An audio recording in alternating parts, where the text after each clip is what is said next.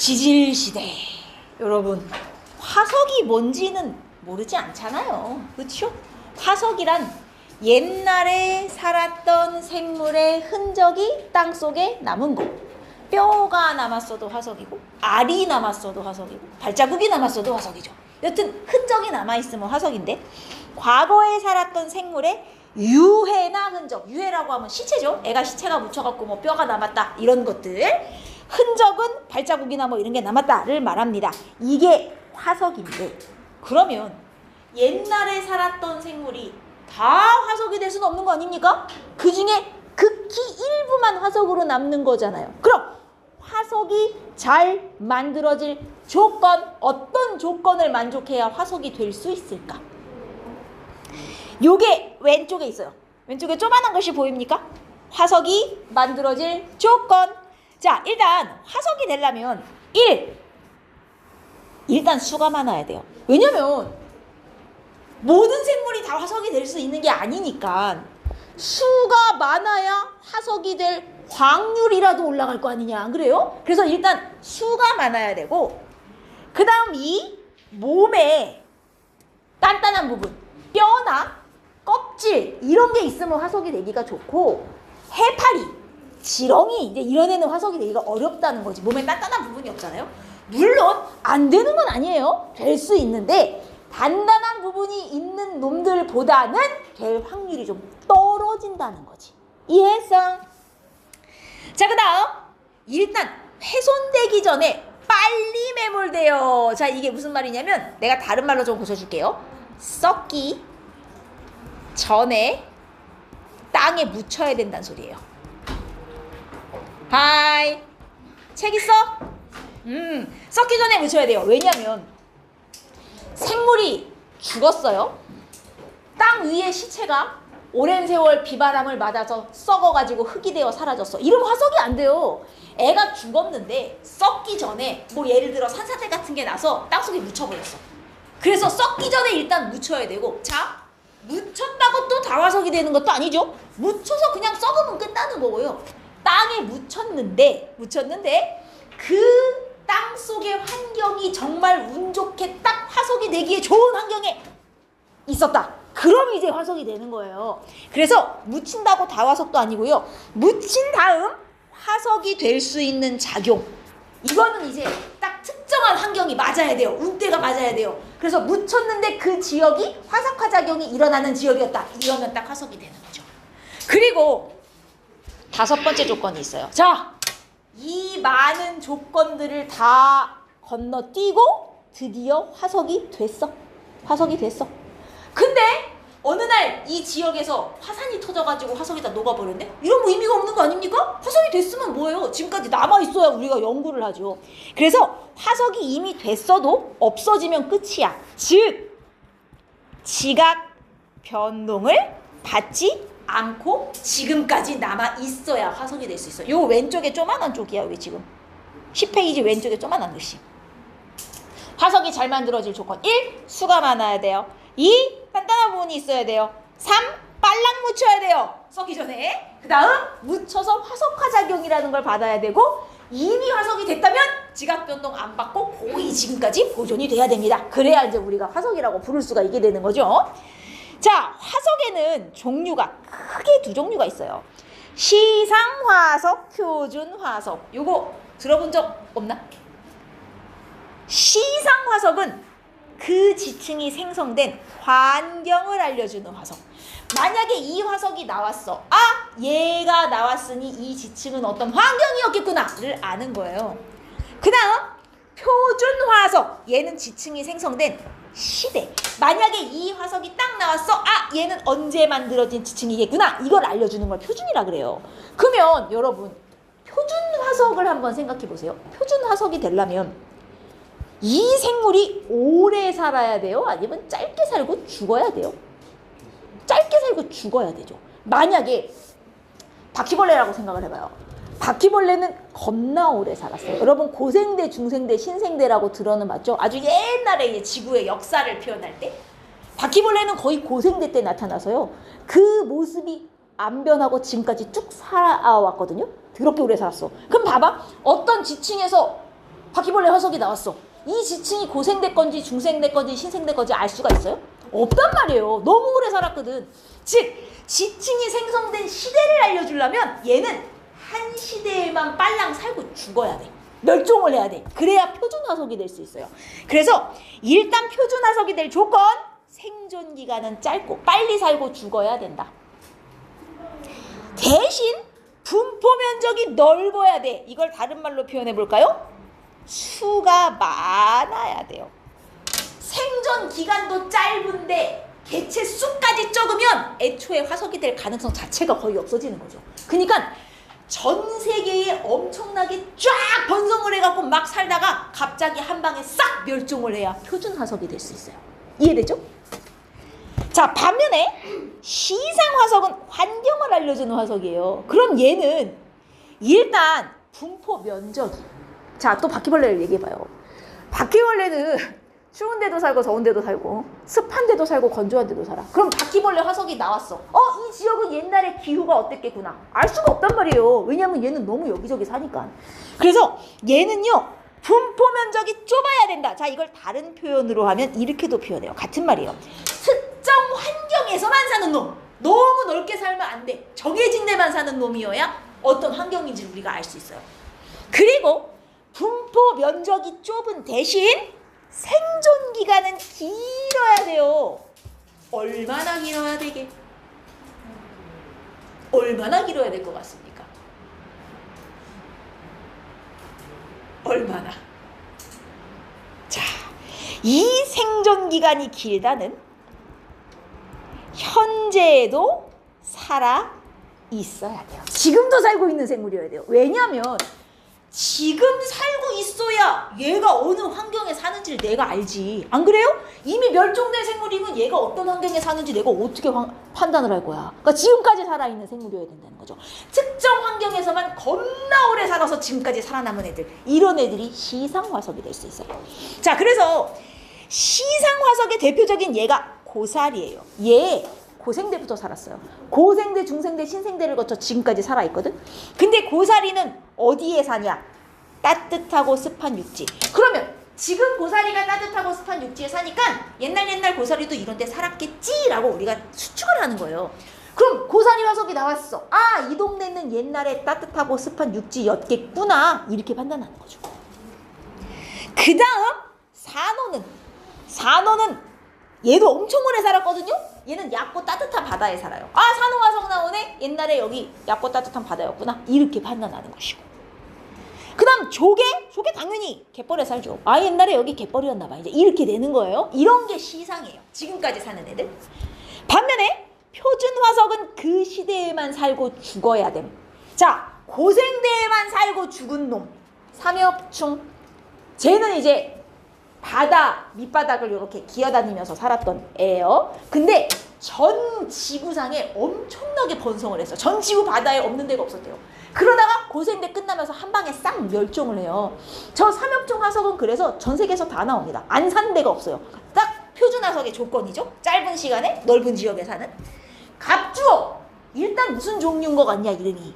물고기죠, 물고기. 근데 갑옷을 입은 것처럼 애가 거북대가 단단한 거야. 대가리가 특히 단단해. 그리고 투구 쓴 것처럼. 그래서 갑주어라 그래요. 얘도 고생대 바다에만 살았던 애고. 오한종류 뭐 같니? 조개죠, 조개. 근데 지금은 없는 종류의 조개인 거예요. 딱 고생대에만 살고 없어진 종류의 일종의 조개 같은 애들. 얘도 고생대에만 살고 없어졌어요. 이런 애들이 고생대 표준화석이 될 수 있는 거고. 중생대 표준화석 이제 당연히 공룡. 얘는 육지에는 공룡. 바다에는 암모나이트. 일종의 뭐 앵무 조개 같은 애인데 지금은 안 사는 앵무 조개의 일종이에요. 얘 중생대 바다에 엄청 번성을 했어요. 그리고 신생대의 대표적인 표준화석 하면 매머드. 얘 신생대에만 살고 죽었거든요. 그러니까 매머드 화석 나오면 무조건 얘는 신생대 지층인 거예요. 그 다음 육지에는 매머드, 바다에는 화폐석이라고 이렇게 동글동글한 애인데 바다에서 둥둥 떠다니면서 살았던 생물이 있거든요. 이런 거 나오면 신생대 지층이구나 이렇게 판단이 되는 거죠. 그래서 표준화석들은 외워두셔야 되고, 그 다음 여러분 시상화석은 지층이 만들어진 환경을 알려줘요. 표준화석은 시대를 알려줘요. 그럼 이 두 개 말고 환경하고 시대 말고 화석을 통해 또 알 수 있는 거 없어요? 저 두 개밖에 몰라요? 화석을 연구하면? 화석을 통해 또 알 수 있는 거. 시대와 환경 말고. 없어? 없냐고요? 자, 다음 페이지. 여기 보시면 화석을 이용하여 알 수 있는 것, 이게 제일 밑에 생성될 환경, 이게 시상화석이잖아요. 그리고 그 다음 페이지에 생성시대, 이게 표준화석이잖아요. 두 개는 당연히 알 수 있는 거고, 그 외에 또 알 수 있는 게 뭐냐? 생물이 진화한 과정. 이걸 어떻게 아냐면 지층이 이렇게 쌓였어. 응? 자, 1번, 2번, 3번이라 하자. 별다른 문제가 없었다면 누가 제일 오래된 지층이에요? 3번이 제일 오래된 지층이죠. 그러면 내가 여기서 나온 화석, 여기서 나온 화석, 여기서 나온 화석을 쭉 연구해갖고 순서대로 늘어놓으면 3번에서 나온 화석이 제일 좀 단순하고 진화가 덜 된 놈이 나와요. 2번, 1번으로 갈수록 복잡하고 많이 진화된 놈이 나오겠죠? 그럼 이거를 쭉 늘어놓고 비교를 하면 아, 얘가 어느 순서대로 어떻게 진화했구나. 이게 비교가 된다는 거죠. 이런 거 할 때 화석을 써요. 생물의 진화 과정 같은 거 연구할 때. 그 다음 이거는 우리 중학교 때 한 거잖아요. 자, 멀리 떨어진 두 대륙인데 똑같은 화석이 나와. 아니, 사이에 바다가 있는데 생물이 바다를 헤엄쳐 건너갔겠어요? 아니죠. 무슨 뜻이야? 땅이 한 덩어리였다는 얘기죠. 땅이 한 덩어리였는데 갈라졌구나. 이걸 화석을 통해서 확인할 수 있단 말이에요. 대륙이 움직였구나. 그 다음 옛날에 여기가 육지였니 바다였니. 자, 이거 유식한 말로 말해봐. 과거 바다와 육지 환경을 우리가 뭐라고도 표현하냐? 과거에 수륙 분포가 어땠냐? 이게 똑같은 말이에요. 옛날에 여기가 육지였니 바다였니, 이걸 수륙 분포라 그래요. 지금 저 기름 많이 나오는 나라, 중동 사막이잖아요. 거기 가면 대부분 지금. 근데 거기서 무슨 화석 나오는지 알아요? 고래 나와요. 고래. 옛날엔 뭐였다는 거예요? 바다 밑에 있었다는 거죠. 이런 게 수륙 분포예요. 옛날에 여기가 육지였냐 바다였냐, 이제 이런 거 따지는 거. 그 다음 저기 밑에 가면 뭐 과거의 기후도 알 수 있어요. 지금은 여기가 추운 동네인데 저기 지층에서 화석이 나왔는데 꽃가루가 나와. 근데 이 꽃가루는 따뜻한 동네에 사는 나무의 가루인데 옛날에 온난했나 보다, 뭐 이런 식으로 이제 판단이 된다는 거예요. 그래서 지층이 생성된 시대와 환경 말고도 그 외에 이런 것도 우리가 알 수 있다. 화석으로. 근데 알 수 있는 것도 중요한데요. 화석으로 알 수 없는 것도 좀 조심하셔야 돼요. 없는 것. 에이. 화석으로 알 수 없는 것은 뭐가 있을까요?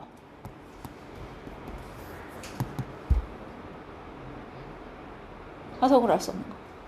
자, 이 지역의 지각 변동의 유무. 이런 건 확인이 안 돼요. 지각 변동의 유무. 이게 무슨 얘기일까요?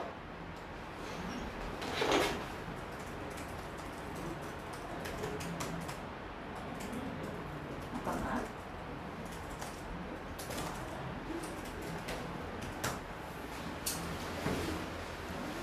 지각 변동의 유무를 알 수 없다는 게 무슨 의미냐? 내가 지층을 막 연구했더니 화석이 나왔어요. 막 삼엽충 이런 거 나와. 이 삼엽충을 연구한다고 이때 여기에 화산이 터졌었다. 이런 거 알 수 있어요? 알 수가 없단 말이죠. 근데 물론 이럴 순 있어요. 자, 이 지층에선 3번 지층에서는 삼엽충이 나오는데 2번 지층에서는 고사리가 나오는 거야. 그럼 이게 무슨 뜻이에요? 여기는 바다였다가 여기는 육지가 됐다는 소리 아니에요? 그럼 얘는 바다 밑에 있다가 땅이 육지 위로, 바다 위로 올라온 적이 있구나라는 의미죠. 그럼 땅이 바닷속에 있다가 올라오는데 조용히 올라왔겠어요? 엄청나게 큰 뭔가 지각 변동이 있었다는 얘기예요. 그럼 땅이 움직였으니까 이 시기에 뭐 화산이나 지진이 활발했겠다. 이렇게는 유추할 수 있죠. 이렇게 여러 지층에 있는 애들을 비교했더니 아이고 바다에서 육지가 됐어? 올라오면서 뭔가 활발했겠다, 지진이나. 이렇게는 유추할 수 있지만 내가 2층에 화석만 연구하면서 아이고 이 시기에 화산 터졌겠네, 이렇게는 모른다는 뜻이에요. 무슨 말인지 이해했죠? 요 구분을 좀 하셔야 돼요.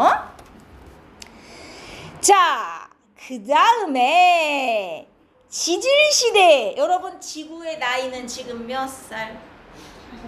46억 년 됐던 거 기억하시죠? 지구가 지금으로부터 46억 년 전에, 정확하게는 뭐 45.6억 년 이랬는데 여튼 46억 년 전에 탄생을 했어요. 그럼 지구가 딱 태어나자마자 지구의 생명체가 뿅 이렇게 나온 건 아니잖아요. 지구가 여기 탄생한 순간 지구는 지금 어떤 상황이에요? 마그마 바다 아닙니까? 생명체가 어떻게 살아요? 그럼 마그마 바다에서 이제 점점 식어가갖고 지각도 생기고 뭐 바다도 생기고 하다가 어느 순간 바닷속에서 최초의 생명체가 나왔겠죠. 근데 이 선캄브리아 시대는 지구 태어났을 때, 지구 마그마 바다에서 시작했을 때부터 다 선캄브리아예요. 그러니까 선캄브리아 시대가 시작하면서 동시에 생명체가 나온 건 아니에요. 여기서부터 좀 시간이 지나서 좀 지구가 이제 안정화되고 바다도 생기고 하면서 최초의 생명체가 이 사이 어딘가에서 나온 거예요. 그러니까 선캄브리아 시대에 최초의 생명체가 출현하였다는 맞지만 선캄브리아 시대가 시작하면서 최초의 생명체가 출현한 건 아닙니다. 중간 어딘가에서 나온 거예요. 그리고 선캄브리아 시대를 보시면 겁나게 길어요. 전체 시대 중에 88%가 넘어요, 쟤는. 그리고 고생대, 중생대, 신생대 이거 세 개 다 합쳐도 선캄브리아 시대 잽도 안 되거든요. 그리고 애들이 좀 고생대, 중생대, 신생대는 기본적으로 이름에 통일성이 있잖아요. 근데 선캄브리아 시대는 통일성이 없잖아요. 그래서 우리가 지질 시대를 이렇게 4개로 자르지만 만약에 이거를 딱 2개만으로 잘라라. 그럼 어디를 자르는 거예요? 딱 여기를 자르는 거예요. 선캄브리아 하나, 고중신 하나 이렇게 잘라요. 그럼 선캄브리아 하나, 고중신 하나 2개로만 자르게 된다면 이 자르는 기준은 뭐가 될까요? 왜 저쪽하고 이쪽하고 얘를 하나로 묶어요? 세트로? 어떤 공통점이 있길래? 왜 묶을까요? 화석이 많이 나오냐 안 나오냐예요. 이게 선캄브리아는 겁나게 긴데 화석이 진짜 드물어요. 아예 없는 건 아니거든? 근데 정말 길이에 비해서 화석이 거의 안 나오는 수준이고 고중신은 화석이 겁나 많이 나와요. 고생대 되면서 갑자기 화석이 빵 늘어난단 말이야. 그래서 여기를 구분하는 기준은 화석의 유무 혹은 화석의 양, 선캄브리아가 화석이 아예 없는 건 아니지만 거의 안 나오는 수준이고 고중신은 되게 많이 나온다. 그래서 2개로만 자르라고 하면 여기를 자른다. 이렇게 생각을 하시면 돼요. 그러면 왜 선캄브리아는 화석이 안 나오겠어요? 그렇기도 한데 초반에만 마그마 바다였지 이제 좀 가면은 식긴 식거든요. 최초의 생명체가 나왔을 때는. 우리 아까 화석이 잘 만들어질 조건을 몇 개 했잖아요. 선캄브리아가 화석이 안 나오는 이유는 정확히 이때 환경이 그 조건이랑 정반대야. 봐봐, 이 밑에 표가 있어요. 화석이 거의 발견이 안 되는 시대가 이제 선캄브리아 시대인데 왜 안 되냐 이유가 몇 개 있습니다. 1. 수 자체가 적어요. 왜냐면 선캄브리아 언젠가에 최초의 생명체가 나타나서 얘가 이제 진화를 해가지고 수많은 생명체가 될 건데 진화 속도가 그 당시에 그렇게 빠르지 않았어요. 그러니까 애초에 아직 진화가 얼마 안 지나서 생물체의 수와 종류가 매우 적었고요. 그 다음 2번. 이때 당시 살던 애들은 몸에 단단한 부분이 잘 없어요. 선캄브리아 시대에 살았던 애들이라면 어떤 애들일까? 뭐 이제 처음에 나타났던 애들은 단세포였겠지? 바닷속에 둥둥 떠다니는 단세포. 그 다음 얘네가 좀 진화하면은 이제 다세포까지 가긴 하는데 이제 해파리 혹은 미역, 다시마 이런 수준이에요. 그러니까 애들이 몸에 단단한 부분이 없는, 자 우리 몸에 뼈가 없는 애들을 뭐라 그러죠? 통틀어? 연체동물. 연체보다 좀 더 연체동물, 극피동물, 절지동물 다 합쳐서 우리가 부르는 이름이 있어요. 몸에 뼈가 없어. 그렇죠. 무척추동물. 이때 살던 애들은 단세포 아니면 다세포여도 무척추. 애들이 몸에 단단한 게 없는 거야. 그러니까 화석이 되기가 어렵죠. 그리고 자, 이 열악한 환경에서도 운이 좋아 화석이 됐다 칩시다. 화석이 됐는데 선캄브리아 시대는 너무 옛날이야. 지금까지 남아있을 가능성이 별로 없는 거예요. 운이 좋아 수소와 화석이 됐어도 막 여러 가지 지각 변동에 휘말려서 없어졌을 가능성이 높은 거죠. 그래서 화석이 되었어도 오랜 시간 동안 3번 지각 변동과 풍화작용을 많이 받아 즉 없어졌을 가능성이 높아. 너무 옛날이라. 그래서 남아있는 화석이 거의 없어. 이해했습니까? 그럼 지화석이 많이 발견되는 고중시는 이거와 정반대겠죠? 수도 많았고 애들이 시간도 짧아서 남아있는 화석도 많고 그래요. 여기 보시면 46억 년 전부터 이게 5억 약 4천만 년 전이에요. 5억 4천만 년 전까지 전부 성캄브리아고 2억 5천만 년 전까지 고생대 끝, 6,600만 년 전까지 중생대 끝이잖아요.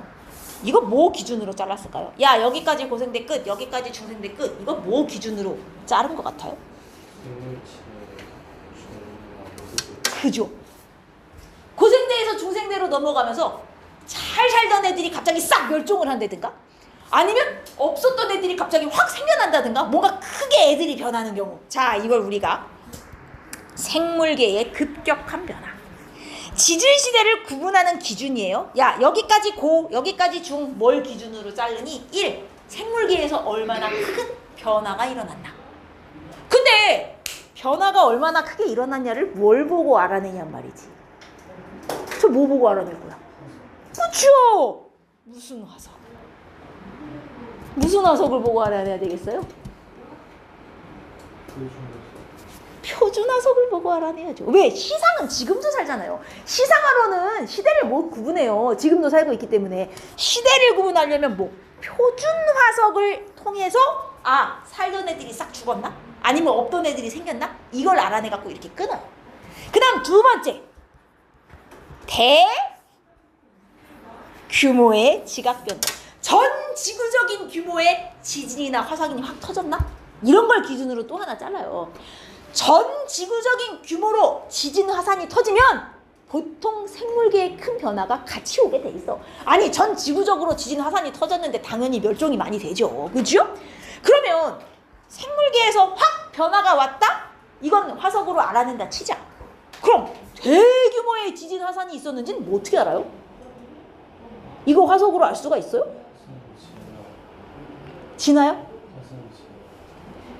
화산 재로도 물론 알 수 있으나 지진이 주로 일어났다면 어떻게 해요? 이 지역에선 지진이 많이 발생했다. 이게 대규모의 지각 변동을 알아낼 때는 부정합이라는 걸 이용하는데 이 부정합이 뭐냐면 부정합이 제가 여기다가 적어드릴게. 부정합이란 여러분 지층은 주로 어디서 쌓여요? 초딩 때 배우는데 지층은 주로 어디서 쌓여요?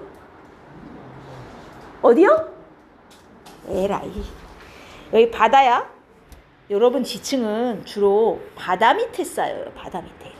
이렇게 지층이 곱게 잘 쌓이고 있었어요. 아무 문제 없이 퇴적이 되고 있다가 자 어느 날 얘가 이제 양쪽으로 미는 힘 같은 걸 확 받아요. 뭐 무슨 수렴형 경계 이런 게 올 수 있죠? 미는 힘을 받으면 애가 이렇게 휘어진다는 말이에요. 이게 휘어져요. 지층이 휘어진 걸 우리가 뭐라 그러죠? 지층이 휘어졌어. 습곡이 되었다. 이게 올라와서 산이 되면 습곡 산맥이라 하는 것이고 그냥 휘어지기만 하면 습곡이에요. 자 휘어졌는데 얘가 바닷속에 있다 어느 날 바다 밖으로 올라온 거예요. 밑에 있던 땅이 위로 솟았어요. 여러분 바닷속에 있던 땅이 위로 올라왔다. 두 글자 뭐라고 할까요? 뭐라고? 열도? 아 그거는 화산으로 터져서 섬이 된 거고 밑에 땅인데 위로 솟았어. 땅이 융기하였다. 들어는 보셨나? 융기하였다. 바다 밑에 있다가 위로 올라온 걸 융기했다 그래요. 근데 이게 바닷속에 있으면 쌓이는데 밖으로 나오면 오히려 뭐가 돼요? 풍화침식을 깎여요. 이렇게 애가 깎여요 점점점. 그래갖고 위로 융기를 하고 나면 얘가 침식이 돼서 깎이기 시작해요. 오랜 세월 깎이다가 자 어느 날 이 땅이 다시 바다 밑으로 내려가 버리는 거야. 자 올라오는 게 융기예요. 그럼 내려가면 뭐라고 하게 해요? 도로 들어가 바다 밑으로. 이런 강이 일어난다. 바다 밑에 있다가 올라오면 융기, 위에 있다가 내려가면 침강. 자, 바다 밑으로 내려가면 이제 다시 어떤 일이 일어나? 이 위에 세지층이 다시 쌓여요. 이게 퇴적이에요. 침강되면 다시 퇴적이 돼요. 자, 그러면 이런 모양이 되거든요, 여러분. 요 밑에 부분과 이 위에 부분은 연속적으로 쌓였습니까? 아니죠. 중간에 한번 엄청 오랫동안 끊어졌었던 거지. 요 중간에 엄청 오랫동안 끊어졌었던 여기를 부정합이라 그래요. 지층을 쭉 연구하는데 중간에 한번 끊어진 부분이 있다? 아, 얘 한번 올라갔다 내려갔구나. 야, 그러면 땅이 바다 위로 올라갔다 내려왔는데 곱게 올라갔겠냐? 지각 변동이 엄청 크게 한번 일어났다는 소리예요, 이게. 그럼 보통 부정합을 기준으로 아래쪽 위쪽에 생물 화석도 완전 달라지고요. 지층 종류도 완전 달라지고요. 완전히 다른 환경이 되는 거야. 왜? 굉장히 오랜 시간이 지난 거니까. 저런 걸 기준으로 하나 자르는 거예요. 부정합이 생겼다는 게 엄청 지각 변동이 큰 게 왔다는 뜻이기 때문에 부정합이 한번 생기면 그 전후에 시대가 하나 끊겼다고 보시면 돼요. 이해했습니까? 요런 걸 기준으로 자르기도 해요. 그래서 이 부정합 과정에서 습곡은 간혹 생략되기도 합니다. 습곡은 안 될 수도 있어요. 근데 바다 이 밑에 있던 땅이 한번 올라갔다가 내려온 거, 요걸 부정합이라 그럽니다. 됐나? 이게 여기도 있어요. 부정합 보여요? 부정합의 생성 과정. 퇴적, 융기, 침심, 침식, 침강, 퇴적. 여기 지금 습곡이 생략돼 있죠? 요거는 반드시 일어나는 과정은 아니기 때문에 생략해도 상관없어요. 퇴적, 융기, 침식, 침강. 한 번 솟아올랐다가 바다 밑으로 내려갔다. 이러면 중간에 끊어진 부분이 생기네. 아, 여기 기준으로 잘라. 이렇게 되는 겁니다. 됐어요? 대규모의 지각 변동을 이렇게 따져요. 자, 그리고 얘네 보세요. 지금 여기가 전체 88%를 넘게 차지하잖아요. 고중신도 고중신으로 갈수록 계속 짧아져요. 이 길이를 보시면. 왜 그럴까요? 왜 고중신으로 갈수록 짧아지는 거예요? 왜 짧아지는 거야? 생각을 해봐요. 힌트를 다 줬어. 왜 짧아지는 거겠어?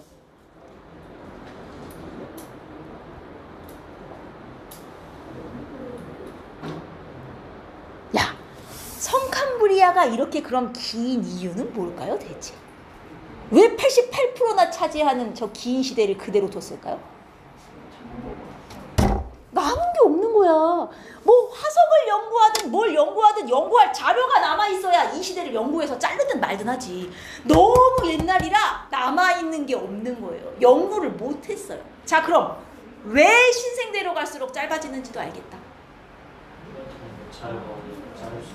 남아있는 게 많잖아요. 연구가 더 자세하게 된 거예요. 그러니까 자세하게 자를 수 있었던 거죠. 최근에 가까울수록. 이해했어요? 그래서 이게 갈수록 짧아지는 거예요. 이게 시험엔 어떻게 나오냐면, 여러분, 선생님 이거 5억 3천만 년, 2억 5천만 년 이거 외워야 돼요? 외우시는 게 좋아요. 학교 선생님이 이제 외우라고 할 수 있어요. 왜 외우라고 하냐면, 아니면 이게 문제 주기도 하는데, 자, 내가 지질시대를 1m짜리 띠에다가 나누어 그리려고 합니다. 그럼 이거 전체가 1m다.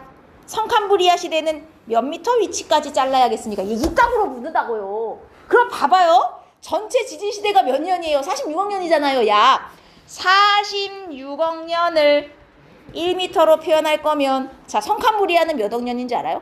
46억 년 중에 약 5억 4천만 년? 5억 4천만 년 빼면 이게 거의 몇 억 년입니까? 대략 한 40억 년쯤 돼요. 대략. 그러면 40억 년은 몇 미터인가? 이런 식으로 비례해서 구해야 된단 말이에요. 무슨 말인지 이해되죠? 그래서 대략적으로 얘네가 어느 정도를 차지하는지는 알아야 돼요. 이렇게 물어볼 때도 있고, 아니면 시계로도 물어봐요. 시계. 시계를 줘놓고 여기가 12시부터 시계바늘 한 바퀴 돌아서 다시 12시까지 돌아오는 걸 지질시대로 치겠습니다. 성캄브리아 시대에 끝나는 건 몇 시 몇 분이냐 이렇게 물어본다고요. 그럼 이게 이제 46억 년을 12시간, 그럼 40억 년은 몇 시간이냐 이렇게 해서 몇 시 몇 분인지 찾아야 되는 문제. 아니면 달력으로 줘요. 달력. 자, 1일부터 30일까지 한 달을 지질시대로 치겠습니다. 며칠 몇 시까지 성캄브리아냐 이렇게 묻는다고요. 뭔 얘기인지 알겠어? 그러니까 대략적인 길이는 여러분이 기대식 세울 정도로는 알고 있어야 된다는 얘기죠. 오케이? 좋아요. 자, 요 맨 밑에 보시면 그림이 하나 있어요. A, B, C, D, E, F는 화석, 가나다라마는 지층. 내가 장담컨대 이 문제는 100% 나와요. 절대 잊어버리시면 안 돼요. 자, 일단 이 중에서 표준 화석이 되기 제일 좋은 놈을 하나 골라봐요. 표준 화석 될 가능성 제일 높은 애. C죠, C. 표준 화석이 되려면 짧게 살고 죽어야 되잖아요. 그죠? 제가 표준 화석 될 가능성이 제일 높아요. 시상 화석이 되기 제일 좋은 애는 누구예요? 그럼 D죠. 시상 화석은 오래 살고 지금도 살아 있어야 되니까. 자, 내가 요 가나다라마를 중간에 하나 잘라갖고 지질시대 2개로 나누려고 해요. 어디를 기준으로 자르면 좋을까요? 그죠? 이게 어디를 기준으로 자르면 좋을까? 이 문제가 나오면 가요, 나요, 답이 이렇게 나오면 틀려요. 누구와 누구 사이 이렇게 나와야 되는데 어디를 기준으로 자를지 알고 싶어요? 다 잘라보세요. 자, 가나부터 잘라요. 이 사이에서 생물이 변한 게 몇 종? 딱 한 종이죠. 없다가 생긴 거. 나다도 잘라요. 얘도 딱 한 종 변했죠. 없다 생긴 거. 다라 잘라요. 몇 종 변했어요? 2종 생기고 2종 멸종했잖아요. 총 4개 변했죠. 생긴 것도 변한 거고 없어진 것도 변한 거예요. 라마 잘라요? 한 종 멸종했죠. 아하! 제일 많은 변화가 있는 데를 기준으로 자른다. 그러면 얘는 다와 라를 기준으로 자르면 되겠구나. 이렇게 다 잘라보는 거예요. 그래서 가장 변화가 큰 데를 고르시는 거야. 다, 라 이렇게 답이 나오면 안 돼요. 어디와 어디 사이 이렇게 나와야 되는 거지. 오케이? 이해했어요? 이게 지층이에요. 쉽죠? 이게 뭐가 어렵냐. 그냥 외우면 되는 것을. 좋은 거 있으세요? 13쪽. 자, 이제 성칸부리아, 고생대, 중생대, 신생대 특징 하나하나 볼 거예요. 이거 싸그리 암기하셔야 돼요. 진짜 싫다. 아니, 계산보단 낫잖아요. 왜 그래요? 아니라고요? 중화반응 산화반응보단 날 텐데요. 그거 하려면 3주 걸려요. 자, 이제 성칸부리아 시대 특징 좀 봅시다. 날씨는 어땠냐? 전체적으로는 따뜻해요. 왜냐면 아직 마그마의 바다에서 이제 식어가기 때문에 좀 따뜻한 편이었고요. 그러나 이제 빙하기가 한 번도 아니고 여러 번 오긴 왔어요. 왜냐면 성칸부리아 시대 얼마나 길어요? 빙하기가 한 번만 왔겠니? 여러 번 왔겠죠. 그리고 지각 변동 많이를 받았고 뭐 당연한 얘기고요. 화석이 적어서 사실 성칸부리아 시대에 대해서 아는 게 많지가 않아요. 일단 화석이 매우 드문 거 이건 아까 했습니다. 이유랑 싹 요건 읽어보시면 되고 최초의 생명체가 나타난 시대죠. 어디에서? 바다에서. 왜 하필이면 바다예요?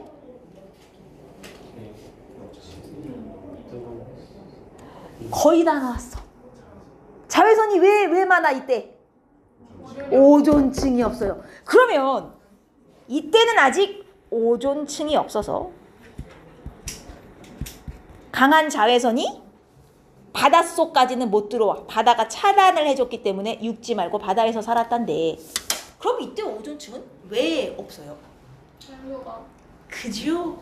일단 대기 중에 산소가 있어야 거기서 오존이 생겨요. 산소의 화학식은? O2. 오존은? O3.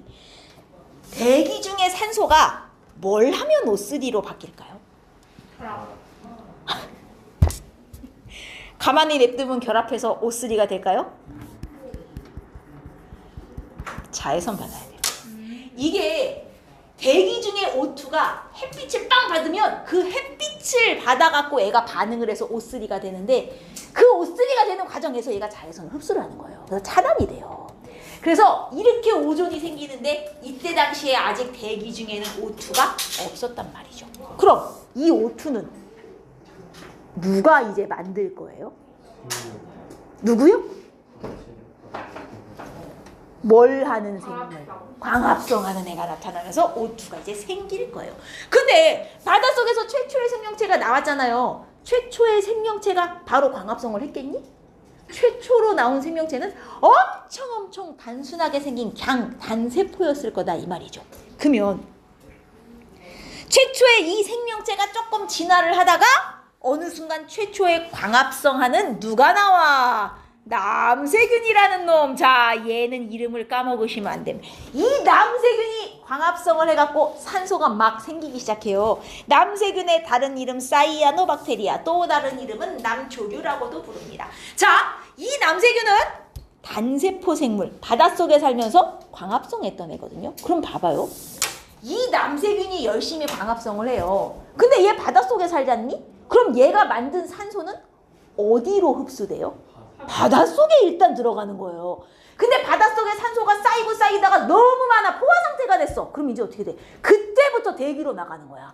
그러니까 남세균 뿅 나타나자마자 갑자기 대기 중에 산소가 막 늘어났다. 이게 아니에요. 남세균 나오고도 한참 좀 있어야 돼. 시간이 한참 지나갔고 바닷속에 산소 꽉 차서 더 이상 못 들어가겠다 할 때부터 이제 대기 중으로 산소가 나가는 거예요. 그 산소가 대기 중에 쌓이고 쌓이다가 어느 정도 늘어나니까 오존층이 생겨서 나중에는 생물이 육지로도 갈 수가 있게 된 거죠. 그러면 얘가 산소를 만들면서 나중에 생긴 결과 1. 오존층이 생겨요. 나중에는 2. 얘가 산소를 만들면서 또 어떤 변화가 생겼을까요? 자, 남세균이 최초로 산소를 만들었대. 그러면 남세균 이전까진 지구에 산소가 없었다는 얘기네요? 그럼 남세균 이전에 살던 애들은 산소로 숨을 쉰 게 아니네요? 그럼 걔네는 어떻게 산 거예요? 걔네는 어떻게 산 거예요? 산소가 없었는데? 우리는 산소 호흡을 하지. 근데 걔네들은 그 당시에 무산소 호흡이라는 걸 합니다. 산소 없이 그냥 사는 거예요. 산소 없이 호흡해서 사는 거예요. 그러면 원래는 무산소 호흡을 하다가 남세균이 열심히 산소를 만들기 시작했어요. 자, 산소가 늘어났겠죠? 남아도는 산소가 있네? 이걸 한번 이용해 볼까? 산소 호흡하는 애가 어느 날 생겨나기 시작해요. 근데 무산소 호흡을 할 때보다 산소 호흡을 하면요. 어떤 장점이 있냐? 효율이 겁나 올라가요. 똑같은 호흡을 해도 산소를 갖고 호흡하면 에너지가 훨씬 많이 나와요. 그럼 나중에는 무산소랑 유산소 중에 누가 살기에 유리해졌겠어요? 유산소가 유리해졌겠죠? 그러면서 얘네들 또 에너지 효율이 좋잖아요? 에너지가 남아도니까 진화도 한번 해볼까? 진화 속도가 미친 듯이 빨라져요. 그래서 유산소 생물이 나타나면서 굉장히 많은 종류의 생물이 폭발적으로 증가하게 되는 계기가 돼요. 이해했습니까? 그래서 이 남세균이 두 가지의 변화를 가져오는데 1. 산소가 생겨서 나중에 오존층이 만들어지고요. 2.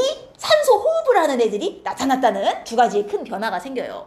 남세균 자체는 지는 산소를 만들면서 자기는 정작 산소로 호흡을 안 했어요. 근데 나중에 이제 산소로 호흡하는 애가 생긴 거죠.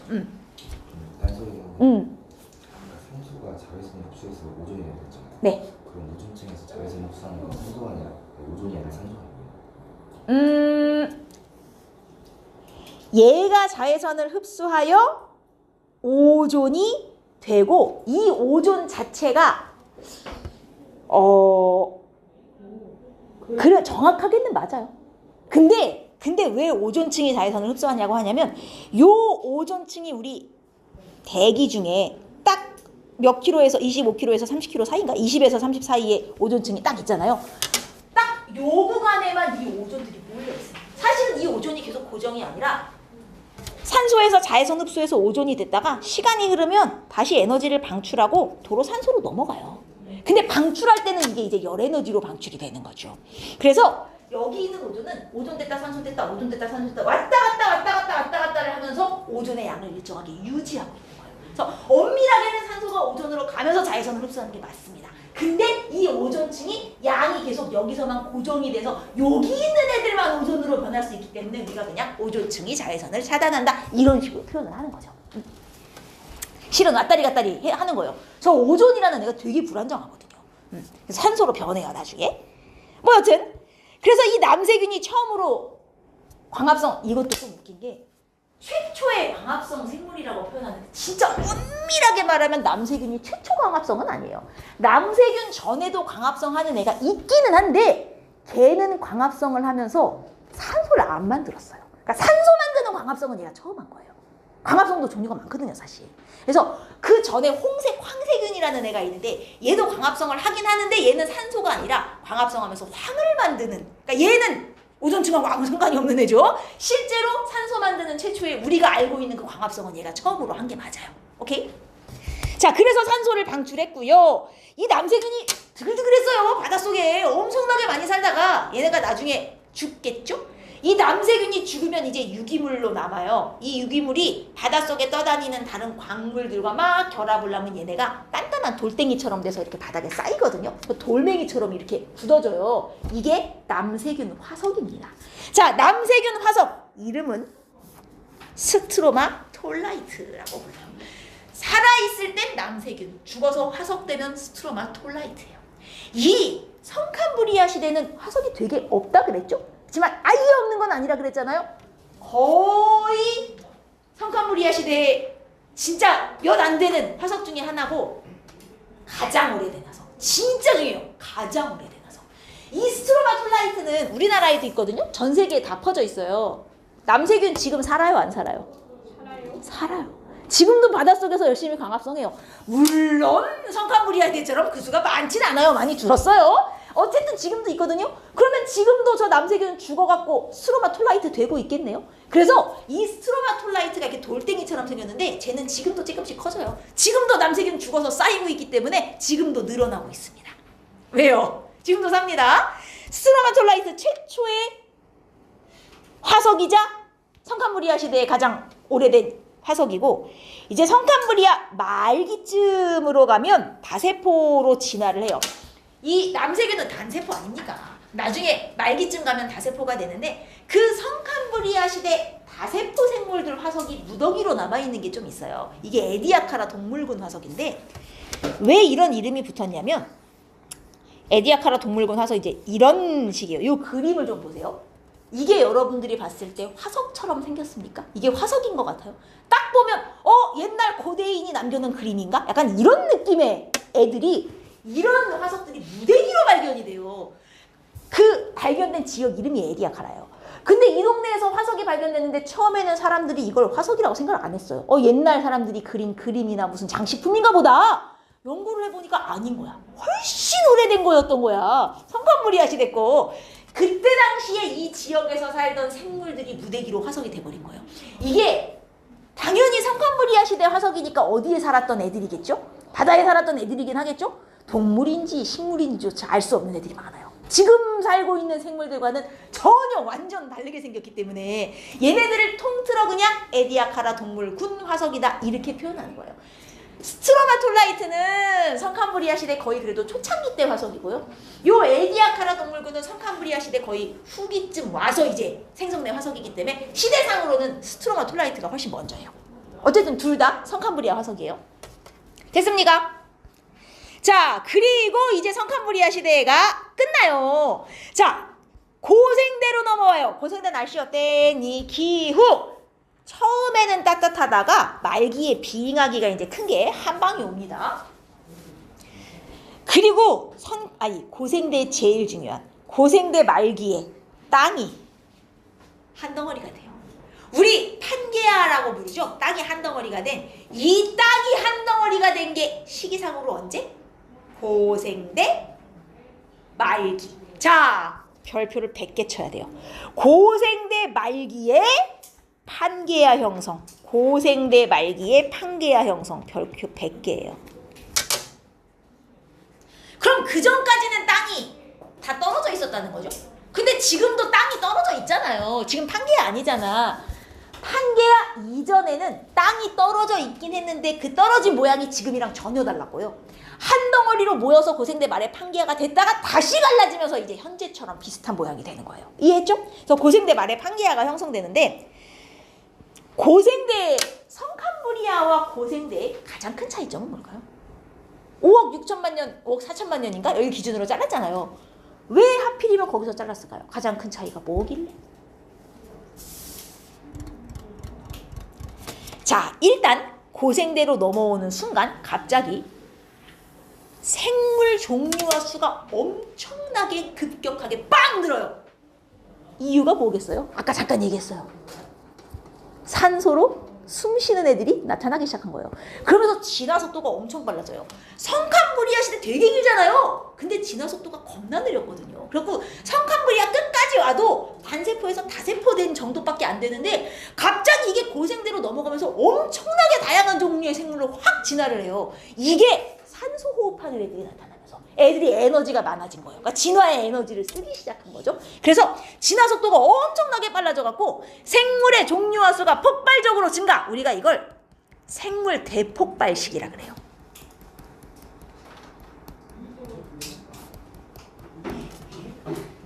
엄청나게 늘어요. 이게 산소 호흡하면서 이렇게 됩니다. 산소 호흡하면서. 그리고 드디어 육지로 생물이 겨우 올라와요. 중요한 건 성캄브리아 시작하자마자 육지로 뿅 올라온 거 아니에요. 성캄브리아 시작하고 조금 지나야 육상생물 최초로 올라옵니다, 여러분. 성캄브리아 지나고 조금 지나야. 자, 왜 육지로 생물이 올라올 수 있었겠어? 드디어 오존층이 형성됐어요. 그럼 여러분, 오존층이 형성된 시기는 언제냐라고 물어보면 뭐라고 대답하는 거예요? 고생대라고 대답하는 거예요. 사실은 대기 중에 산소가 쌓이기 시작한 건 성캄브리아부터 차곡차곡 쌓였죠. 하지만 그때까지는 산소량이 너무 적어서 오존층이 안 생긴 거예요. 그러다가 고생대 넘어오면서 드디어 오존층이 형성이 딱 되고 육상으로 올라온 거죠. 그래서 오존층이 형성된 시대는 고생대라고 하는 거예요. 성캄브리아가 아니라. 알겠습니까? 고생대의 형성이에요. 자, 그 다음 고생대 바다에는 주로 이제 어떤 애들, 아까 사진 봤던 기억나죠? 삼엽충, 완종류, 방추충은 뭐냐면, 이거 이따 내가 그림 보여줄게요. 이 방추충도 바다에 둥둥 떠다니면서 살았던 애인데, 얘는 약간 그림이 이렇게 마름모? 각이 약간 진 마름모처럼 생긴 애인데 바다에 떠다니면서 살았어. 왜 이 그림을 내가 알아두려고 하냐면, 나중에 신생대 표준화석 중에 화폐석이라고 있어요. 근데 화폐석은 어떻게 생겼냐면 완전 동그랗게 생겼거든요. 얘하고 얘하고 헷갈려요. 방추충은 약간 각진 마름모, 완전 동그란 애는 화폐석. 방추충은 고생대 바다, 화폐석은 신생대 바다. 그림 보고 조금 구분하셔야 돼요. 다른 애들이에요. 그리고 완종류 아까 조개 비슷한 애들이었죠. 필석은 뭐냐면 그림상으로는 해파리랑 비슷하게 생겼는데 털난 해파리? 근데 사이즈가 되게 작아요. 바닷속에 떠다니는데 한 2-3mm 정도? 이런 애들이 있어요. 얘네 필석이라 그래요. 이것도 고생대 바다에 살았던 애고. 그 다음 갑주어. 자, 드디어 어류가 출현합니다. 여러분, 내가 아까 성캄브리아는 애들이 뼈가 없다 그랬어요. 무슨 동물? 무척추. 그러다가 고생대로 넘어오면서 처음으로 뼈를 가진 애가 나타나요. 척추동물. 그게 어류예요. 물고기. 최초의 물고기 갑주어입니다. 최초의 척추동물. 그래서 아니 그럼 척추동물이 나타났다고 해서 무척추는 다 멸종하는 거예요? 그건 또 아니거든요. 그래서 바닷속에 무척추랑 척추가 이제 같이 사는 거예요. 고생대가 되면. 그 중에서 삼엽충, 방추충, 완종류, 필석은 무척추고 갑주어는 이제 최초로 나온 척추동물이고. 근데 다 고생대 바다에 살았던 애들인 건 맞아요. 다 고생대 표준화석. 차이점 알겠죠? 어류 일단 나왔고요. 어류. 그리고 이제 이 중에서 육지로 기어 올라오는 애가 생겨요. 양서류로 진화를 하죠. 양서류 뭔지 알죠?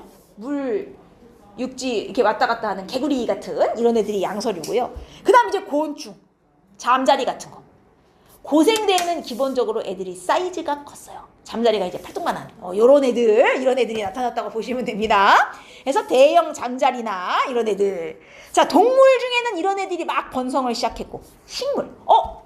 육지로 이제 올라왔잖아요. 동물이 먼저 올라갈게요? 식물이 먼저 올라갈게요? 식물이 먼저 올라와요.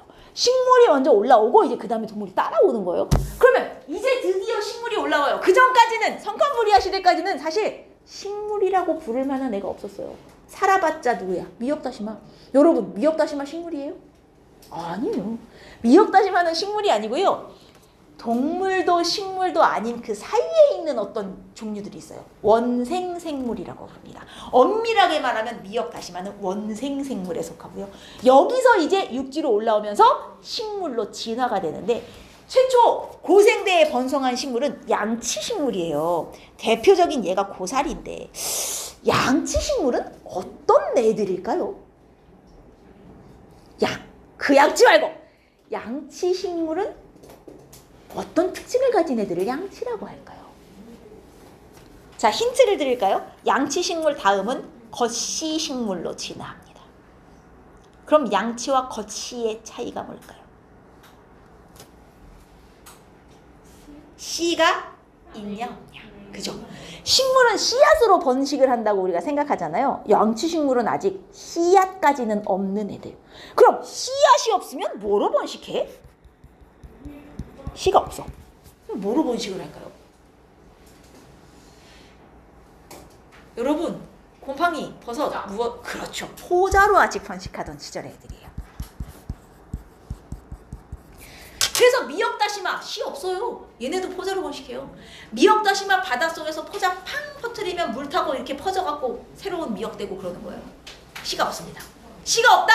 암수의 구분이 없다는 뜻이죠. 자, 그래서 양치식물은 아직 씨앗이 없는 애들을 말해요. 이런 애들이 엄청 번성했어요. 양치식물이 여러분 고사리가 그 우리 먹는 나물 아니냐. 근데 이때 당시에 양치는 애들이 사이즈가 내가 고생된 애들은 사이즈가 컸다 그랬잖아요.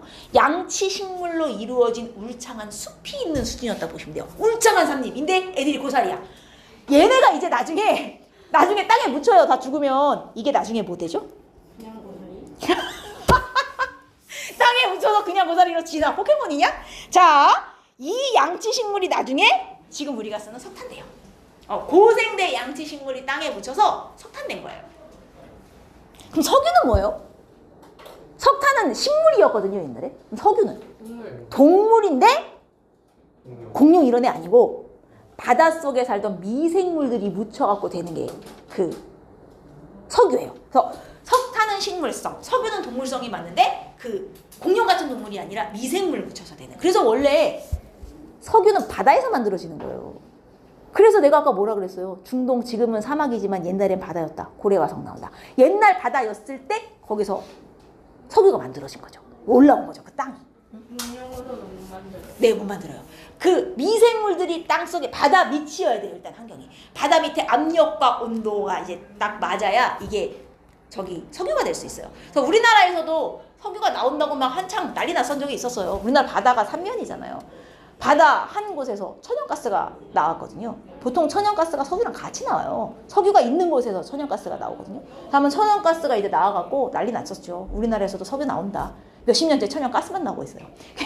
굉장히 드문 케이스인데 석유가 안 나오고 아직도 가스만 나와요. 진짜 신기하죠? 이해를 할 수가 없어요. 희한한 동네예요. 자, 그리고 이제 파충류와 거시식물이, 자, 이거 구분 잘 하셔야 되는 게, 얘네는 어류, 양서류, 곤충, 어디 갔어? 곤충, 양치식물은 번성이잖아요. 파충류 거시는 출현이에요.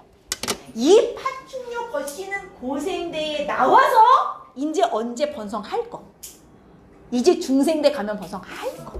뭔 말인지 알겠죠? 번성 시기와 출현 시기가 달라요. 고생대는 양치식물, 어류, 양서류는 번성. 파충류 거시는 인제 막 나와서 다음 시대에 번성할 거. 알겠습니까? 출현과 번성을 좀 구분하셔야 됩니다. 여기까지 이해했습니까? 여기 고생대에 어떤 애들이 번성을 하고 출현했는지까지 했어. 자, 이러다가 얘네가 특히 요 놈들이 이제 다 뭐야? 고생대 표준화석 아니냐? 왜 표준화석이야? 고생대 끝나면서 싹 없어져요. 그죠? 멸종을 해요. 왜 멸종했어, 쟤네 다? 고생대 말에 뭔 일이 있었길래? 빙하기가 와서 그럴까? 빙하기도 한 이유이기는 하나 훨씬 더 큰. 자, 왜 화산이 활발했냐가 핵심인 거야. 환경. 그렇죠.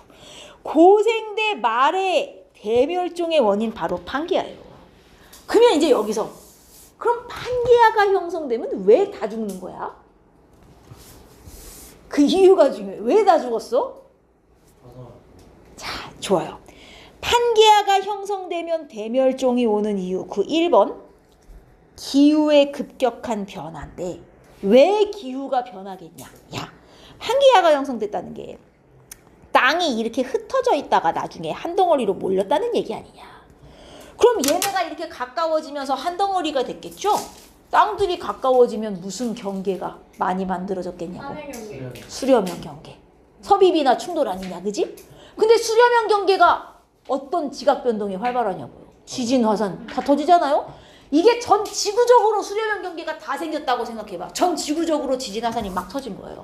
그럼 화산이 막 터지면 화산재가 어떻게 돼요? 하늘로 올라가요. 그럼 어떻게 되죠? 햇볕을 가려요. 햇빛을 가지면 기온이 떨어져요. 급격한 기후변화로 대멸종을 일어납니다. 이게 하나의 원인이고, 자, 또 하나. 판게아가 형성되면, 자, 얕은 바다의 면적이 감소한다고 표현해요. 판게아가 형성되면 1. 얕은 바다의 면적이 감소하고 2. 수렴형 경계의 형성으로 인한 지진과 화산 때문에 급격한 기후변화, 이 두 가지가 이제 대멸종의 원인인 건데, 얕은 바다의 면적이 감소했다는 게 뭔 소리예요? 이거를 내가 다른 말로 해볼게요. 다른 표현으로는 해안선의 길이가 짧아졌다는 표현을 쓰거든. 이게 뭔 소리일까? 해안선 길이가 짧아졌다?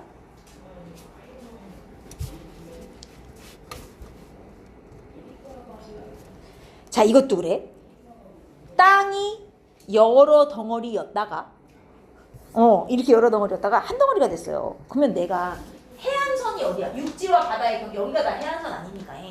이걸 다 길이를 더한 거하고 한 덩어리 됐을 때 이 길이하고 어느 쪽이 기냐 이거죠. 여러 개일 때가 길어요. 근데 저 해안선이 육지에서 바다로 연결되는 부분이기 때문에 저쪽에다 이제 얕은 바다 라인이라는 말이에요. 거기에 생물이 유난히 많이 살아요. 갯벌을 생각해봐. 갯벌이 생물들 굉장히 종류가 많잖아요. 저거 하나로 뭉쳐지면서 갯벌이 싹 없어졌다고 보시면 돼요. 얕은 바다가 많이 없어진 거야. 거기 살던 애들 다 멸종하겠죠? 그래서 판게아가 형성되면서 대멸종을 하는데, 그 대멸종하는 애들의 90%가 거의 해양생물, 바다에 사는 애가 많이 멸종을 해요. 저 해안선 길이가 짧아지는 것 때문에. 오케이. 자, 그래서 판게아 형성 때문에 큰 대멸종이 오면서 고생대가 끝납니다. 자, 이제 중생대로 넘어가요. 중생대는 기후, 날씨가 어때? 자, 빙하기가 없어요. 빙하기가 없어요. 모든 지질 시대를 통틀어 유일하게 빙하기가 단 한 번도 없는 시대. 그러니까 가장 따뜻한 시대를 고르라 그러면 중생이에요. 중생. 이때가 제일 따뜻해요. 빙하기 없고요. 그럼 왜 빙하기가 없을까요? 왜 이렇게 따뜻했을까? 자, 이게 고생대 말기에 판게아 형성되면서 화산 많이 터졌죠. 수렴형 경계. 이게 화산이 터지면 화산재가 나와서 쌓여가지고 햇빛이 차단되니까 기온이 떨어져요. 일시적으로는. 그러나 좀 장기적으로 보면 화산이 터지면서 재만 나오냐? 가스가 나와요. 근데 화산가스 주성분이 뭐야? 이산화탄소와 수증기예요. 무슨 기체죠? 온실기체. 그러면 좀 시간이 흐르면 화산재는 이제 흩어지지만 이 온실기체의 온실효과는 좀 늦게 나와요. 그러면서 중생대에는 이제 따뜻한 기온이 되죠. 그러니까 화산이 터지면 바로 그 직후에는 기온이 떨어지지만 시간이 흐르면 오히려 온실효과 때문에 기온이 올라간단 말이에요. 그래서 화산 활동으로 인한 이산화탄소의 농도 증가로 온실효과가 강화되어서 중생대는 따뜻해갖고 빙하기가 없다라고 보시면 됩니다. 그리고 고생대 말에 판게아가 형성되잖아요. 이렇게 형성된 판게아가 다시 분리되죠. 분리되는 건 언제? 분리되는 건 중생대 초기예요. 이거 잘 구분해요. 판게아 형성은 고생대 말, 판게아 분리는 중생대 초. 달라요. 형성은 고생대 말, 분리는 중생대 초예요. 그리고 중생대 초에 판게아가 분리되면 이번에는 지구에 무슨 경계가 많아지겠냐고. 발산이 많아지겠죠. 근데 발산도 지진 화산 많이 터지지 않아요? 그러니까 여기서도 이제 화산 온실기체가 또 많이 나왔단 말이죠. 이런 복합적인 효과로 중생대는 좀 따뜻해요. 그러면 봐봐. 판게아가 형성되면요. 지구의 땅덩어리가 하나잖아요. 하나. 바다도 큰 거 하나. 딱 2개밖에 없는 거죠. 땅 하나, 바다 하나. 근데 이 판게아가 분리가 되면 이제 이렇게 조그만한 여러 개의 바다도 생기고 육지도 여러 개로 나눠진단 말이에요. 그래서 드디어 무슨 바다가 인도양, 대서양이 요 중생대에 처음 생겨요. 인도양과 대서양, 중생대에 처음 생겨요. 그리고 중생대에 올라오는 산맥이 하나 있는데 바로 안데스.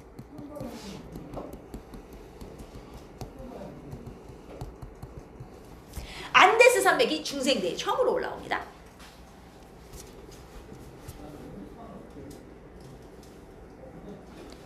그 다음 중생대에는 이제 어떤 생물들이 주로 많이 살았냐. 아까 고생대에는 동물 중에 누가 번성했냐면 어류.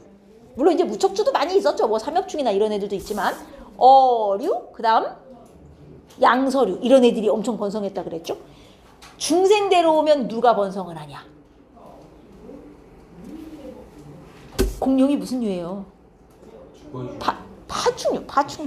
포유류는 그 새끼 낳는 애들이고 공룡은 알 낳잖아요. 파충류. 그래서 생물 중에 이제 파충류가 번성을 하고요. 육지에는 공룡과 같은 파충류, 바다에는 해양 파충류, 그 다음 바닷속에 암모나이트 아까 기억나지? 중생대 표준화서 바닷속에 암모나이트 엄청 번성하고요. 동물 중에선 공룡과 같은 파충류, 식물 중에선 이제 거시식물이 번성을 하는데 거시식물의 대표적인 예가 은행나무나 소나무. 은행나무 진짜 오래 살았어요. 중생대 때 나타나가지고 그 모양이 거의 그대로 유지되면서 지금 현재까지 살고 있는 애가 은행나무예요. 엄청나게 오래된 살아있는 화석이에요. 원래는 은행나무처럼 한 종류만 있으면 오래 살기 힘들어요. 원래 종이 좀 다양해야 애들이 오래 살거든요. 은행나무는 되게 특이한 케이스죠. 원래 거의 멸종위기였어요. 은행나무 자체가. 근데 지금 다시 많아진 거예요. 지금 다시 많아진 이유는? 맞아요. 인간 때문에. 인간이 가로수로 선택을 하면서 애들이 멸종위기에서 벗어나서 실제로. 이게 단일종이거든요. 자, 거시생물이 이제 많이 번성을 하고요.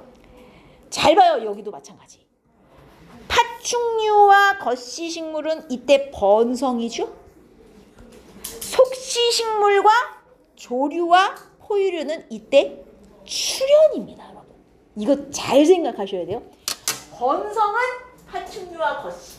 이제 막 출현한 건 속시와 포유류. 이 속시와 포유류는 언제 가서 번성할 거야?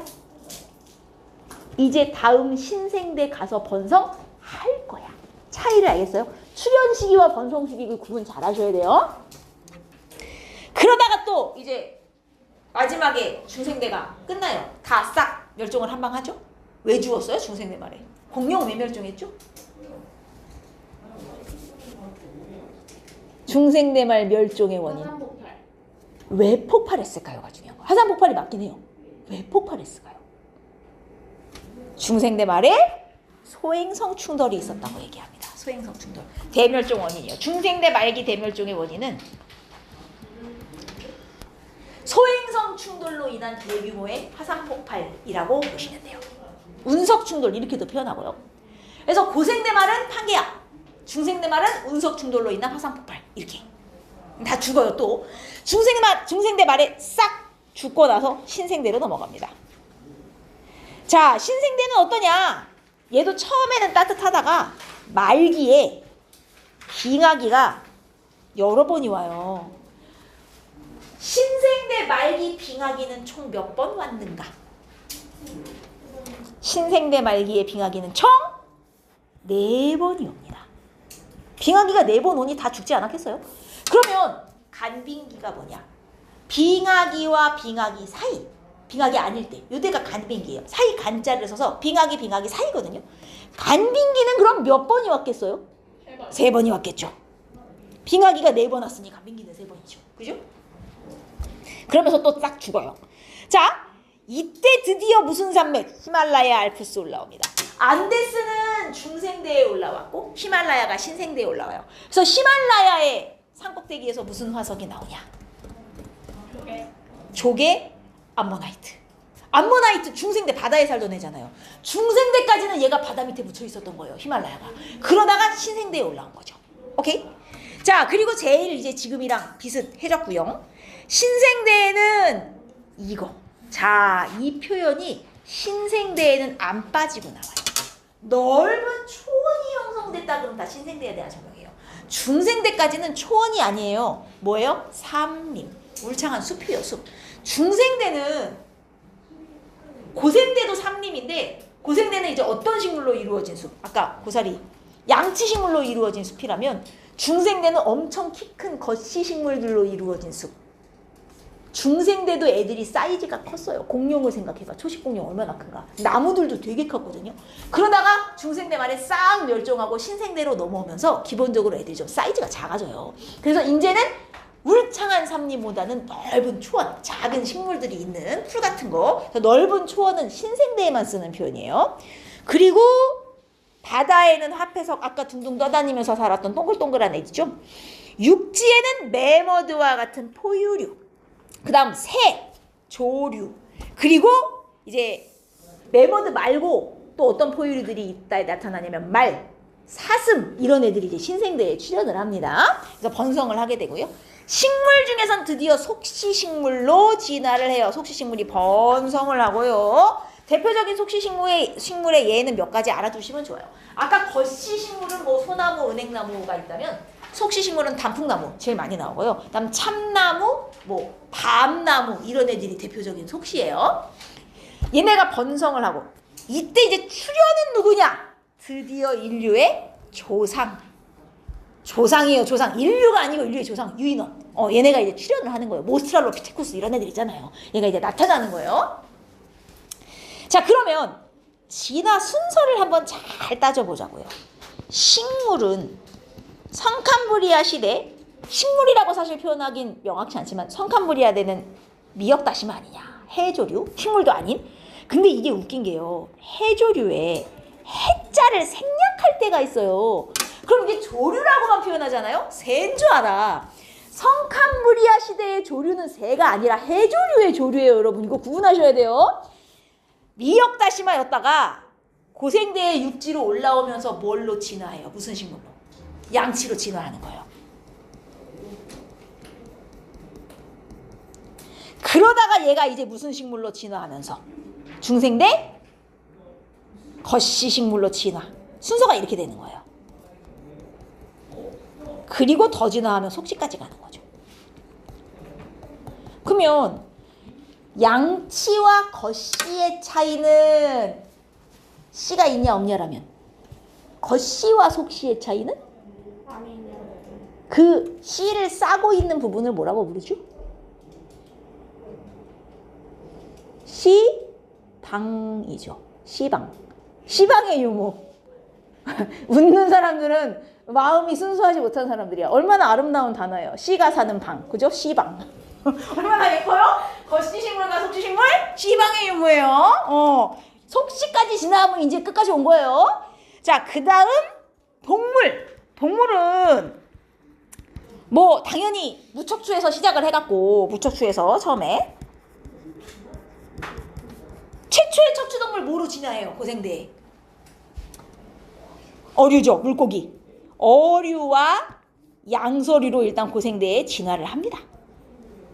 그러다가 이게 더 진화하면 뭐가 되는 거예요? 이제 중생대 번성한 파충류가 되는 거예요. 순서가 이렇게 돼요. 그리고 이 파충류가 더더더더 진화를 하면 신생대 포유류와 조류가 되어 번성을 하는 거예요. 이건 진짜 새가 맞아요. 이 조류. 오케이? 됐습니까? 이 진화 순서도 여기서 이제 판단이 돼야 돼요. 주의할 점은 이거는 성캄브리아 시대 번성, 고생대 번성, 중생대 번성, 신생대 번성이잖아요. 번성 시기와 출현 시기가 다른 거 항상 조심하세요. 응? 어쨌든 이런 식이에요. 자, 그러면 기후가 이게 뭐냐면 뭐 사실 성캄브리아 시대는 다 못 적었으면 사실 이렇게 성캄브리아 시대는 자료가 별로 없어가지고 솔직히 말하면 뭐 기후가 어땠다라고 얘기하기가 좀 애매하고 그래서 잘 안 나와요. 모르니까 성캄브리아 시대는 일단 빼고요. 고중심 기준으로 보시면 고생대 전체적으로 따뜻하다가 이 평균 기온 좀 보세요. 거의 25도에 가까워 고생대. 지금 지구의 총평균 기온이 얼마인지 알아요? 13도에서 15도밖에 안 돼요. 그러니까 되게 따뜻했다는 거예요. 전체적으로. 따뜻했는데 중간에 빡 떨어지죠. 이게 말기 이제 빙하기 큰 거 한 방 온 거예요. 그리고 중생대에도 전체적으로 따뜻한데 말기에 얘가 기후변화가 오긴 해요. 근데 중생대 말기 이거는 빙하기까지는 못 갔어요. 그러니까 기후가 뚝 떨어진 건 맞지만 저 정도를 빙하기라고 부르진 않습니다. 단지 이때 당시에 중생대 번성하던 애들이 공룡 같은 파충류들이잖아요. 파충류는 애들이 특징이 어떠니? 체온이 일정하게 유지가 안 돼요. 그래서 기온이 떨어졌지만 빙하기 정도는 아닌데 파충류한테는 이게 치명적이었던 수준이었던 거예요. 그러니까 이제 멸종을 한 거죠. 기후변화로. 빙하기는 안 왔어요. 그리고 신생대로 가면 초기엔 따뜻하다가 말기에 빙하기 한 4번 오는 거예요. 이게 왔다 갔다 하면서. 그리고 이 밑에 보시면 이 그래프가 사실은 중요해요. 맨 밑에. 이게 대멸종 그래프예요. 여러분 잘 보니까 뭐 성캄브리아는 너무 아는 게 없으니까 내비두고 지진시대에서 지금 대멸종이 총 몇 번 왔습니까? 보시면 5번까지 붙어있죠. 그죠? 5번 왔어요. 지진시대에 우리가 대멸종이라고 부를 수 있는 게 크게 5번이 왔는데 잘 보면 이 중에 몇 차 대멸종이 제일 커 보여요. 규모가. 딱 봐도 3차죠. 3차에서 훅 떨어지잖아요. 애들이. 요 3차 대멸종이 고생대 말 판게아 형성 대멸종이에요. 그러니까 총 5번 대멸종 중에 고생대 말기 판게아 형성 대멸종이 규모가 가장 큰 대멸종이었어요. 이게. 그래서 쟤를 기준으로 고생대 말을 잘랐고요. 그 다음 4차, 5차 대멸종이 이제 중생대 말기 이렇게 자릅니다. 오케이? 총 5번의 대멸종이 있어요. 그 중에 3차가 제일 크고요. 3차가 고생대 말, 5차가 중생대 말 이렇게 잘랐어요. 됐습니까? 여기까지 기억하셔야 돼요. 5번 대멸종이 있었죠. 그러면 대멸종이 오면 이제 생물 종류와 수가 확 줄잖아요? 이건 당연한 소리인데. 자, 생물이 있었어요, 지구상에. 대멸종이 한 번 와요. 확 줄어요. 그 다음 대멸종이 와요. 줄어요. 그 다음 대멸종이 와요. 줄어요. 아니 그러면 생물 수가 계속 줄어야 되는 거 아니에요? 근데 실제로 지질시대 지구 역사를 통틀어 지금이 생물의 종류와 수가 제일 많거든요. 아니 대멸종을 5번이나 했는데 왜 이렇게 수가 많은 거예요? 멸종하면 줄어야지. 왜 늘었어요? 진화. 자, 맞아요. 이게 멸종을 해요. 많이 죽지. 그러나 살아남은 애도 있잖아요. 그럼 과연 어떤 애들이 살아남는 거냐? 사실 대멸종이 와서 죽는 이유는 환경이 크게 막 기후가 변하든 뭐가 변하든 육지가 바다가 되든 뭐 이런 큰 환경이 변하면서 애들이 죽는 거 아니냐. 그럼 환경이 변했는데 거기 적응 못한 애는 멸종되는 거지만 적응해서 살아남는 놈이 분명히 있단 말이에요. 그럼 환경에 적응해서 이제 몇 마리가 살아남았어. 난 이미 이 환경에 적응해서 살기는 좋은데 다들 많이 죽어서 천적은 없네. 근데 어떻게 미친 듯이 번성을 하기 시작해요. 살아남은 애들이 막 번성을 해갖고 훨씬 더 많은 종류의 생물로 급격히 진화하는 거예요. 그러면 길게 보면 멸종 전보다 오히려 새로운 종류의 생물이 더 많이 나타나요. 그래서 잘 보면 대멸종 할 때는 잠깐 애들이 줄지만 멸종하고 나서 다시 늘어가지고 결과적으로는 생물의 종류와 수가 많아지는 효과가 나요. 이 얘기가 다음 페이지에 있어요. 대멸종 시기 적응하지 못한 생물은 멸종하지만 환경에 적응한 애들이 살아남아갖고 나중에 더 다양하게 진화하면서 생물 다양성은 오히려 증가를 하게 된다. 길게 보면. 그래서 지금이 지구 역사상 가장 생물의 종류와 수가 많은 시대다. 까지 생각하시면 됩니다. 이게 지질시대예요. 자, 빈칸을 한번 보도록 하시죠. 지질시대에 살았던 생물들의 유해나 흔적 뭐겠어요? 화석이지요.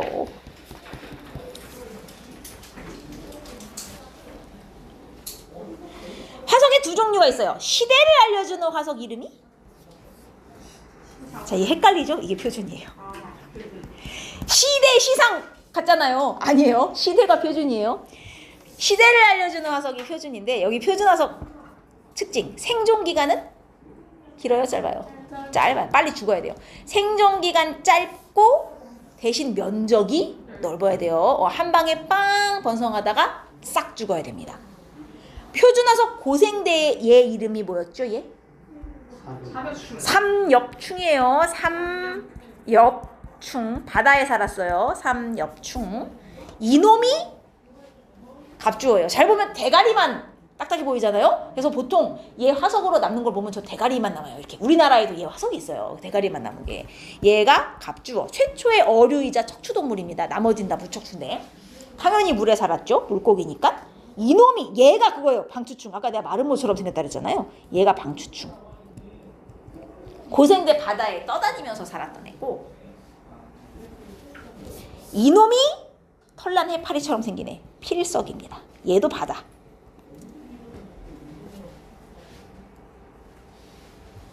이건 다 고생대에 살았던 놈들. 중생대에 바다에 살았던 얘 이름. 암모나이트. 얘가 공룡인데 당연히. 그럼 얘는 뭐예요? 가운데 놈. 뭐라고요? 아니야. 익명은 시조새. 맞아요. 얘 시조새예요. 근데 시조새는 대체 뭐 하는 애예요? 날라다니는. 되게 멀리 새처럼 날진 않았고, 이 시조새가 파충류에서 조류로 넘어가는 중간 단계에 잠깐 나왔던 애예요. 그러니까 파충류와 조류의 특징을 다 갖고 있다고 보시면 돼요. 조류는 처음 중생대에 출현하여 이제 신생대에 번성을 하잖아요. 얘가 최초의 조류의 조상이라고 보시면 돼서 시조새는 중생대에만 있어요. 그러니까 중생대, 시조새 화석 나오면 무조건 중생대 지층이에요. 근데 이 시조새는 파충류와 조류의 특징을 둘 다 갖고 있다. 그럼 얘가 파충류의 특징으로는 뭐를 갖고 있습니까? 파충류의 특징으로는 이빨 있어요. 발톱 있어요. 그리고 꼬리 있어요. 파충류의 특징으로는 이런 게 있고, 조류의 특징도 동시에 갖고 있어요. 뭐 있게요? 불이 있어요. 날개 있어요. 깃털 있어요. 그럼 이제 어떻게 생겼냐? 부리 안에 이빨, 날개 끝에 발톱. 이런 식의 생물이었다는 거예요. 최강자 같죠? 사이즈가 작았어요. 사이즈가 비둘기 정도. 네, 이 정도 된다고 보시면 됩니다. 여기 시조새예요. 잠깐 나왔다가 얘 나오면 이제 중생이에요. 중생. 그리고 신생대로 가면 요 놈이 매머드죠. 매머드. 얘가 화폐석. 동그란 애가 화폐석. 아까 방추충이랑 좀 구분이 되죠? 화폐석인 이유는 동전처럼 생겼어요. 그래서 화폐석이에요. 됐죠? 자, 지층이 생성된 환경을 알려주는 이게 시상이에요. 이게.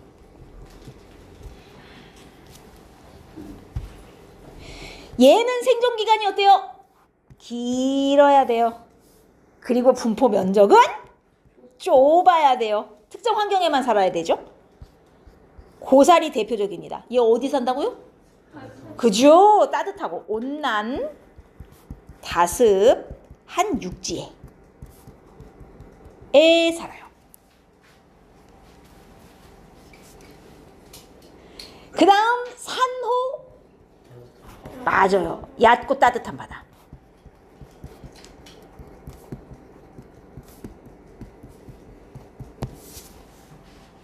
살고요. 다음 조개. 그죠? 얕은 바다 나 갯벌이죠.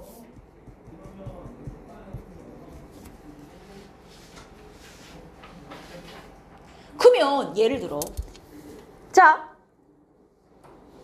어떤 지층에서 암모나이트가 나왔어요. 자, 이 지층에서 공룡 화석을 발견할 수 있다. OX. 안 되죠. 사는 동네가 다르잖아요. 둘 다 중생대지만 암모나이트 바다, 공룡은 육지. 그럼 같은 지층에서 발견할 수가 없는 거예요.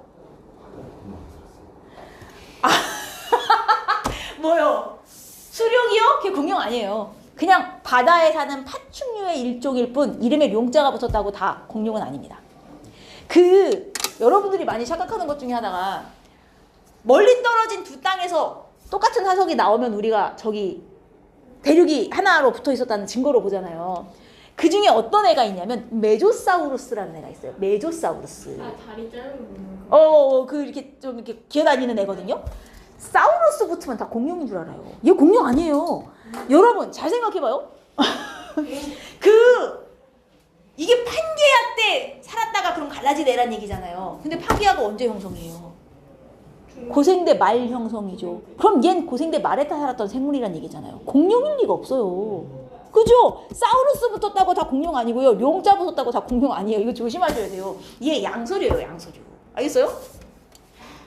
편견을 버려.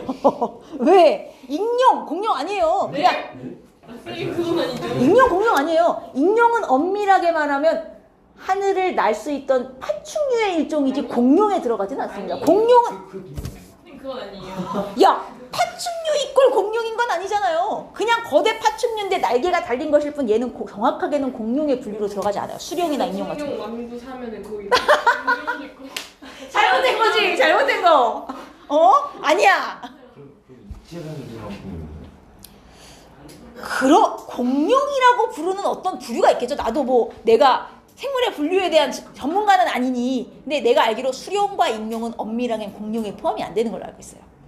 쌤 근데 공룡이 바다에 먹이를 잡으러 왔다가 이렇게 쓸려가지고 죽었는데 화석이 같이 되면 암모나이트랑 같이 발견될 수 있는 거 아니에요? 그럴 수 있으나 야 화석이 될 확률을 잘 생각해봐요. 그렇게 지구상에 공룡이 엄청나게 살았음에도 불구하고 공룡 화석은 매우 드물게 나오는데 그 우연히 바닷속에 먹이 잡으러 가다가 우연히 바다에서 죽어서 우연히 화석이 되어 우리에게 발견될 확률을 생각해보면 이건 거의 제로에 가까운 거죠. 그러니까 이런 특수한 경우를 생각하시면 안 돼요. 화석은 일반적인 경우를 생각하셔요. 일반적인 경우 알겠죠? 자, 그 다음 화렵수가 어떤 나무예요? 화렵수 잎이 넓은. 어떤 애들이 잎이 주로 넓냔 말이죠. 어느 동네에 사는 애들이 일단 좀 기온이 따뜻한 곳. 그래서 온난하고 화렵수는 비가 많이 와야 돼요. 강수량이 많은 곳. 강수량이 많은 육지죠. 당연히 식물이니까. 그러니까 만약에 어떤 지층에서 화렵수 화석이 나왔다. 아, 이 동네는 따뜻하고 비가 많이 왔구나. 이렇게 판단한다는 거예요. 그러면 침엽수는 그 잎 뾰족한 애들이잖아요. 소나무처럼. 얘네는 반대예요. 좀 추운 데 산단 말이에요. 한랭하고 비가 좀 적게 오는. 강수량이 적은 육지겠죠. 이런 애들이 다 시상화석에 속해요. 환경을 알려줘. 왜 아직도 사우루스가 충격이야? 공룡에만 붙이지 않아요. 공룡은 솔직히 공룡이 맞는 것 같아요. 이게 과학자마다 분류가 좀 다른 건 알고 있어요. 수룡은 공룡이 확실히 아니거든요. 익룡은 공룡으로 늦는 애도 있고 아닌 애도 있는 걸로 알고 있어요. 그러니까 애매한 거죠, 이 분류 자체가. 워낙에 옛날에 멸종된 애들이라 뭐 특징을 확실히 알기 어렵고 솔직히 공룡 외모도 맨날 바뀌잖아요. 털이 있네 없네 뭐 이러면서 모르니까. 자, 그 다음 A, B의 화석. 자, A를 봅니다. 이 시험이 진짜 잘 나와요. 생존기간이 A가 길죠. 대신 분포 면적이 좁잖아요.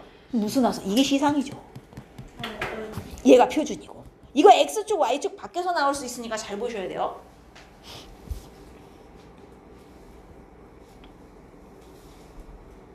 다음. 여기서 화석을 통해 알 수 있는 거란 시상을 통해 알 수 있는 환경, 표준 화석을 통해 알 수 있는 시대 빼고, 이거 빼고 또 다른 걸 말하는 거예요. 또 다른 거 알 수 있는 거 우리 몇 개 더 했잖아요. 맞아요. 당시에 여기 육지연이 바다연이 수륙 분포 알 수 있고요. 지각 변동 유무 알 수 있다 없다. 이건 화석만으로는 알기 어려운 거다, 그치? 그럼 또 뭐 할 수 있었어요? 화석 연구에서 시대 환경 말고 수륙 분포, 과거의 기후 변화도 알 수 있어요.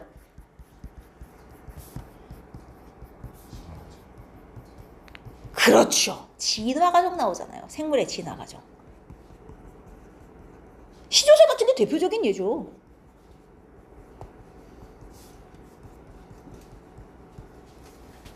말 같은 경우도 말이 이제 신생대에 처음 나온 포유류잖아요. 근데 말이 처음 지구상에 나타났을 때는 사이즈가 지금처럼 크지 않았어요. 말은 한 이제 진돗개 정도 크기였어요. 원래 초창기 말은. 근데 신생대 화석을 점점점 가면서 말 화석이 계속 나오거든요. 이걸 발굴해서 쭉 보면 말이 점점 사이즈가 커져요, 얘가. 그리고 말발굽. 말발굽이 지금 몇 개인지 알아요? 한 개요, 한 개. 말은 발굽이 한 개예요. 근데 초창기 말은 발가락이 이렇게 나눠져 있어요. 개처럼. 그래서 왜요? 발가락이 4개였다가 3개로 줄었다가 나중에 최근 화석을 보면 이렇게 지금처럼 한 개가 돼요. 그리고 말 이빨. 어금니 화석이 나오는데 어금니도 이제 점점점 사이즈가 커지면서 이렇게 주름이 막 많아져요. 이게 다 뭐겠어요? 진화. 환경에 적응해갖고 진화를 등치는 커지는 쪽으로, 말발굽은 줄어드는 쪽으로, 이빨은 점점 복잡해지는 쪽으로 애가 진화를 한 거죠. 왜겠어요? 신생대 환경이 어때? 넓은 초원. 초원 뛰어다니기 좋게 진화를 한 거예요, 얘가. 이해됐죠? 이런 식으로 진화 과정도 우리가 화석으로 안단 말이에요. 그 다음 여기는 이제 3가지만 쓰라 그랬지만 4번 땅이 움직인 거. 대륙 이동의 증거로도 우리 화석 썼잖아요. 그쵸? 이 중에 3개 쓰면 되는 거예요. 오케이. 지질 시대를 구분하는 기준 제가 2가지 말씀드렸어요. 뭘 기준으로 잘랐다? 그러니까 여기까지 성칸브리아, 여기까지 고, 여기까지 중, 이거 뭐 기준으로 잘라요? 1? 맞아요. 생물이 확 변한 거. 생물 개의 큰 변화가 있나? 로 하나 자르고요. 그 다음 또 하나는 엄청 큰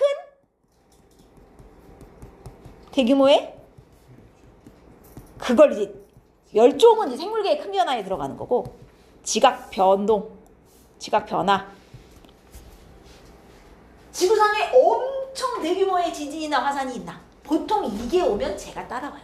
대규모의 지각 변동이 오면 애들이 많이 멸종을 하니까. 다음! 이제 기후하고 수륙 분포를 좀 비교해 볼 건데 성칸브리아는 전반적으로 일단 따뜻해요. 말기의 빙하기 추정이라고 써있지만 사실 성칸브리아 시대는 빙하기가 한 번이 아닌 여러 번이 왔을 걸로 예상을 해요. 잘 몰라서 그렇지. 그리고 고생대는 대체로 따뜻하다가 말기의 빙하기 한 방 큰 거 온다 그랬어요. 중생대는 어때요? 빙하기가 아예 없는 유일해요. 중생기가 빙하기가 아예 없는 건 얘가 유일. 제일 따뜻하고요. 그 다음 요 신생대는 초기엔 따뜻했다가 나중에 어떻게 되죠? 빙하기와 간빙기가 반복이 돼요. 사실 엄밀하게 따지면 지금도 간빙기예요.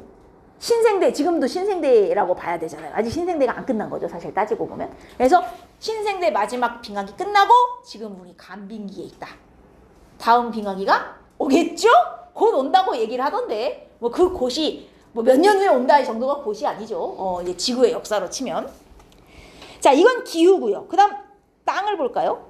일단 성칸브리아대는 뭐 아는 게 별로 없어서 넘어가고요. 고생대 말기에 판게아 형성 진짜 중요하죠. 고생대 말기에 판게아가 형성이 됐다가 중생대 초에 이제 분리가 시작돼요. 다시. 그래서 중생대 초에 분리되면서 이 중생대에 드디어 조그만한 바다들이 생기죠. 대서양과 인도양.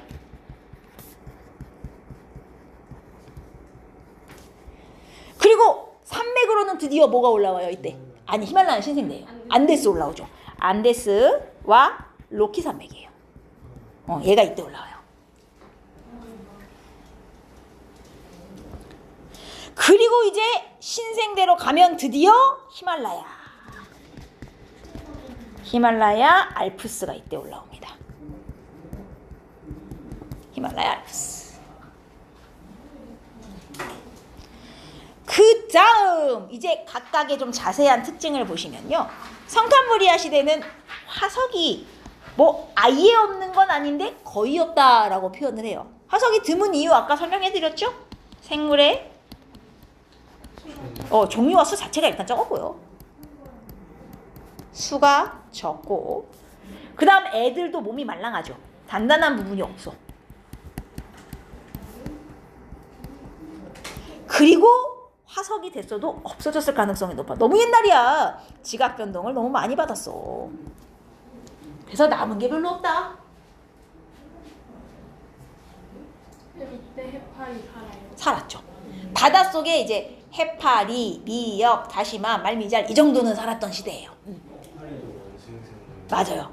해파리나 말미잘도 다 원생생물. 그 동물 아니에요. 왜? 대충격. 세상의 모든 생물이 동물과 식물로만 나눠지진 않아요. 동물에도 식물에도 들어갈 수 없는 애들을 우리가 다 원생생물이라고 해서 한 묶음으로 집어넣는데 여러분이 나중에 이제 혹시라도 생명과학을 해서 생명과학 2까지 간다면 이 분류를 명확하게 배우면서 원생생물에 대해서 할 거예요. 원생생물이 동물과 식물보다 훨씬 많아요. 그러니까 동식물로 나눌 수 없는 애가 훨씬 많다고 생각하시면 돼요. 원생생물은 그냥 어디도 넣을 수 없는 애를 다 때려 넣은 거예요. 막 움직이는데 광합성을 해? 뭐야, 동물도 식물도 아니야. 야, 원생생물에 때려 넣어. 그 다음에 세포가 여러 개 모여있긴 한데 식물처럼 붙박여. 야, 모르겠다. 원생생물에 넣어. 여기다 다 때려 넣은 거야. 그래서 걔네는 특정한 무슨 규칙성도 없어요. 그냥 어디에도 아속하면 여기다 집어넣는 애들. 그게 원생생물이에요. 근데 해파리는 움직이잖아요. 움직이지만 우리가 동물이라고 명확하게 지칭하려면 그 몇 가지의 특징을 가져야 되거든요. 근데 해파리가 거기에 안 속할 거예요. 내가 알기로는. 생명을 한 지가 하도 오래돼서 기억이 가물가물한데 대표적인 예로 왜 미역다시마는 그럼 식물이 아니라 원생생물에 들어가겠어요? 광합성 해요, 걔네. 근데 왜 식물이 아니죠? 이게 진짜 웃긴 거예요. 식물이라고 지칭하려면 어떤 특징을 가져야 되냐? 1. 뿌리줄기 잎이 명확히 구분되어야 하고요. 2. 관다발이 명확하게 발달되어 있어야 하고요. 근데 이거에 하나도 안 속해요. 그 미역다시마는 뿌리줄기 잎이 구분이 안 돼요. 그리고 관다발도 없어요. 그러니까 식물에 넣을 수가 없는 거예요. 그럼 원생생물이에요. 그러니까 이런 식으로 동물이 되려면 어떤 특징이 명확히 있어야 된다. 이게 있거든요. 이런 게 없는 애들은 다 거기 들어가 있어요. 그냥 다 잡다구리한 애들. 잡다구리들들. 그래서 여튼 화석이 드물어요. 다음 모든 생물이 바다에서만 살았는데 그 이유는 오존층이 없어서죠.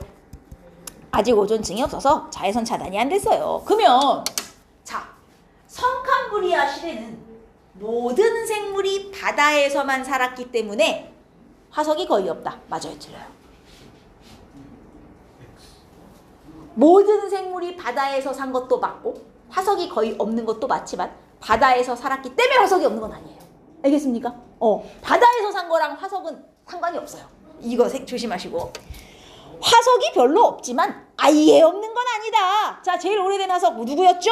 남세균 화석? 이름 모르는. 저봐. 스트로마 톨라이트. 이름이 몰라요. 안 돼. 다음 시간에 시험 한번 보면요, 기가 차요. 별별 장면이 다 나와요. 스트로마 톨라이트입니다. 자, 얘가 이제 가장 오래된 화석이고, 그 다음에 조금 성캄브리아 말기 되면 떼거지로 나오는 애 있죠? 에디아카라 동물군 화석이에요. 에디아카라 동물군. 안 돼요. 에디아카라 동물군 화석. 미치겠네. 이거 서술형 쓰면 다 갈리겠다. 아니, 이 정도를 못 외우냐, 이 정도를. 뭐 이름이 한 15자 되는 것도 아닌데. 자, 그 다음 고생대 생물이 빵 늘어요. 이거 산소 많이 생겨서 그렇다 그랬죠? 최초의 육상생물, 얘는 이유가 중요하죠. 드디어 오존층이 형성됐어요. 물론 고생대 시작 땡 하자마자 육지로 뿅, 이건 아닙니다. 고생대 시작하고도 좀 우리가 고중신으로만 사실 구분하지만 고생대도 더 세밀하게 자르거든요. 나중에 지구과학을 선택하시는 분들은 그걸 다 외우셔야 돼요. 고생대는 6개의 기로 나뉘어요. 캄브리아기, 오르도비스기, 실루리아기, 대봉기, 석탄기, 페름기 이렇게 가거든요. 그래서 이 고생대의 가장 앞부분에 있는 기가 캄브리아기예요. 그 앞에 이름이 뭐예요? 선캄브리아 시대, 앞설 선자, 캄브리아기의 앞에 있다. 그래서 선캄브리아 시대예요. 왜 이렇게 이름이 성의가 없을까요? 왜 이렇게 이름을 성의 없이 지었을까요? 아니, 따로 지을 수도 있잖아요. 선캄브리아라니. 이유가 있어요. 선캄브리아가 지금은 고중신이 이렇게 딱 있으면 고중신 갈수록 짧아지고, 선캄브리아가 개 길잖아요. 처음에 그렇게 긴지 몰랐어요. 옛날에 처음 그 연구를 시작할 땐 선캄브리아가 요만했단 말이에요. 그러니까 따로 이름을 붙이기가 애매한 거야. 야, 그냥 캄브리아 앞으로 하자. 근데 이게 점점 길어졌어요. 연구를 하면 할수록. 88%가 됐어요. 그래서 지금 이름이 이제 이렇게 성의가 없는 거예요, 실제로. 왜냐면 이게 지구의 선캄브리아 시대 시작이 46억 년이라는 걸 어떻게 아냐. 돌을 연구해갖고 점점점 나이가 많은 돌이 나올수록 점점 이게 뒤로 밀리는 거예요. 돌이. 나이가 이렇게 많아? 아, 이때도 돌이 있었네. 이때도 돌이 있었네. 지각이 생겨야 어쨌든 돌이라는 게 나오는 거니까. 이러다 보니까 저기까지 밀린 거예요. 그래서 이름이 그따위다. 여튼 최초에 이제 오존층이 형성이 됐고, 말기엔 싹 죽어요. 말기의 대멸종 원인 뭐? 판게아 형성이에요. 정확하게 말하면 이제 판게아 형성으로 인한 해안선 길이의 짧아지는 거하고 기후변화지만 어쨌든 판게아 형성이다. 그러면 고생대에는 어떤 애들이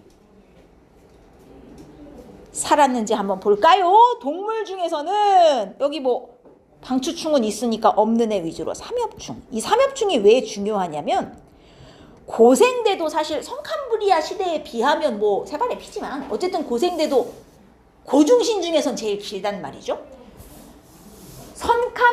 고생대 딱 시작하면서 출현해갖고 고생대 끝날 때 정확하게 멸종한 유일한 생물. 고생대 전체에 다 산 애가 삼엽충이에요. 나머지 애들은 고생대 중간에 나왔다가 끝에 멸종되는 이런 식이거든요. 얘는 다 살았어요. 고생대 전체를 통틀어서 삼엽충은 화석이 진짜 많이 나와요. 왜냐면 오래 살기도 했고 그 다음 바다에 워낙에 번성을 많이 하기도 해서 전 세계에서 삼엽충 화석 다 나오거든요. 그래서 삼엽충 화석은 사실 되게 큰 가치는 없어요. 되게 많이 나오니까. 그래서 삼엽충이 고생대 제일 유명한 표준 화석이고 그 외에 아까 이제 얘기했던 뭐 완종류, 필석, 뭐 갑주어, 이제 어류의 최초 어류죠. 여기는 제가 안 썼지만 이런 것 중에 3개 아무거나 채워두시면 되고 당추충은 여기 있고 식물 중에선 어떤 식물이 번성이냐? 양치인데 얘네가 나중에 석탄돼요. 이 양치 식물들이 고생대 양치 식물이 석탄층을 형성하였다는 기억해 두셔야 되고 그 다음 중생대로 가면 이제 파충류가 번성을 해요. 그리고 말기에 다 죽어요. 왜요? 소행성 충돌, 운석 충돌이죠. 소행성 충돌로 인한 화산 폭발과 기후변화예요. 엄밀하게는. 네, 소행성이 충분한데 화산이 그래요. 지구가 있는데 여기서 자 운석 한 지름 10km? 5km나 10km 정도 되는 운석이 지구에 갖다 박았다고 칩시다. 그러면 엄청난 속도로 빵 박으면서 지구가 전체적으로 내부가 진동을 해요. 그러면서 지구 전체에 막 심각하면 외액의 흐름 같은 것도 변화가 올 수 있고요. 일시적으로. 그리고 판의 이동도 움직일 수 있고 이러면서 이제 전 지구적인 지진 화산이 터지는 거죠. 엄청 이게 커요. 얘네들이 와서 박는 게 사이즈의 문제가 아니에요. 일단 저기서부터 와서 박았다는 게 엄청난 운동량을 갖고 오는 거예요. 속도가 대박. 하나만 박아도 지구 다 돼요. 보통은 하나만 오질 않죠. 들어오면서 조각 나가지고 여러 조각이 바바바박 이렇게 박는다고 보시면 돼요. 그리고 소행성 충돌이라고 표현하는데 이게 사이즈가 한 달 정도 된다? 그러면 지구상에 생물 없어요. 다 멸종이요. 그냥 다 멸종. 이 정도면. 이 사이즈면. 거의 한 수킬로에서 수십 킬로 정도 되는 운석들 여러 개가 와서 박았다고 보시면 돼요. 그러면 싹 다 멸종 정도는 아니죠. 살아남는 애가 있을 수 있죠. 소행성이라고 해도 크기가 그렇게 크면 안 돼요. 다 죽어요. 엄청난 충돌 효과가 나요. 이게 운동량이 커갖고. 그래서 동물 중생대 바다에 누구죠? 중생대 바다 암모나이트.